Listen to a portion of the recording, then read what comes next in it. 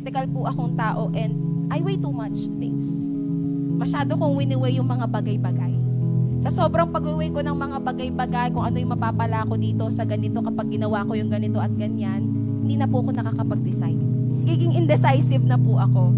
Kumbaga parang sa sobrang gusto kong process, kumbaga, yung outcome, kumbaga, dahil sabi nga nila, idealistic ako.